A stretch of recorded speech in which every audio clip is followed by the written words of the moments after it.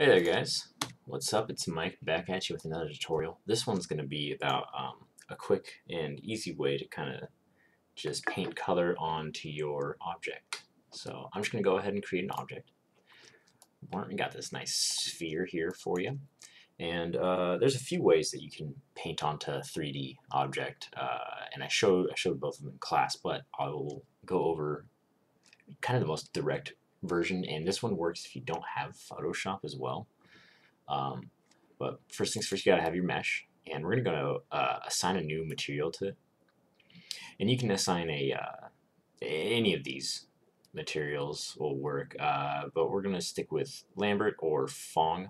Phong's a more advanced version of it's just a more advanced shader. It has like other properties that you might not see in Lambert. As you see, it has all this specularity to it, which is this little shine right there.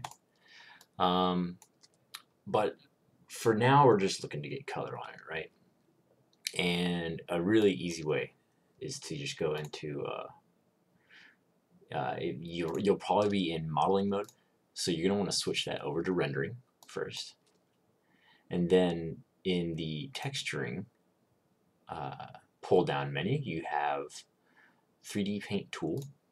So you're going to open that up, and we're going to go to the settings on that, and we're going to go to assign edit textures. This is where you can input your size. Now remember, this has to be a value that is a power of 2. So textures, it depends on like where you're going to be ending up with this texture. Like if you're in film, you can use like pretty fat textures, but if you're in games, you're going to be using like 512 by 512.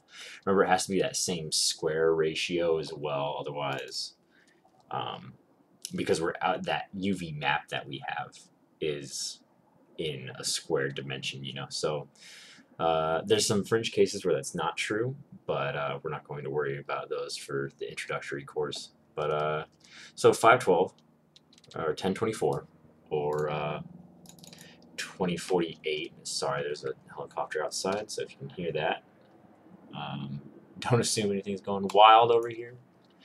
We got everything under control. So you assign that texture, and then now it actually has a texture that you can paint on, and you can just start drawing on that. You can just start drawing all over that bad boy, and then you can switch up your color over here. So you're like, okay, there we go. This is what I like.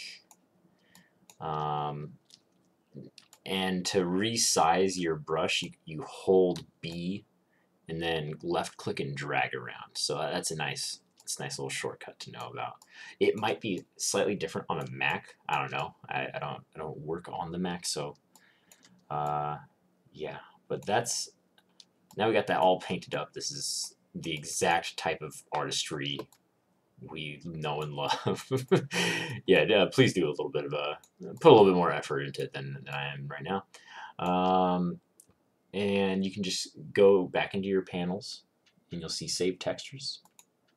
That will save textures to disk, and you'll see in this little script editor line, it'll have your exported destination. So you guys see users, Mike Boyd, documents, Maya project default through blah, blah, blah, blah. So I'm just gonna go straight to that.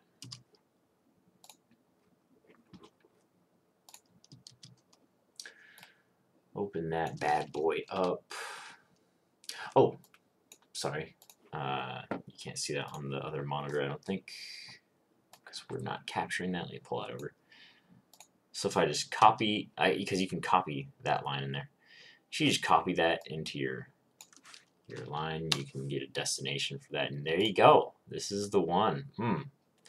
Perfect. So you just move that to wherever you want it, and then yeah, and then it'll be perfect. And if when moving that file around, if the texture becomes unlinked, say I move this to desktop, now it's on my desktop. It's a little bit messy of a workflow. I normally like to keep things in the right spot, but So if that gets unlinked somehow, remember you can always go to material attributes, and then you'll see that exposed color channel. Now this one's been linked to because we linked to it in the tool beforehand, and then it's right there. You'll see though that file path's old. I bet if I reload it, it's gonna, yeah, see, since I moved it out of that file directory and I put it on my desktop, now that's no longer linked if you click reload. And then I bet if you save that scene out, then closed it, and then opened it again, it would have to reload this. But since that since that file already moved its destination, it would no longer be linked up. So let's link it right back. And there you go. Perfection. All right, so that's a super easy way to do it, all within Maya as well.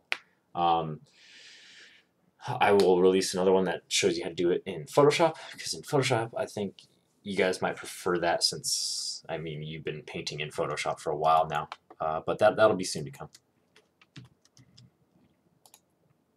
So thanks for watching, my guys.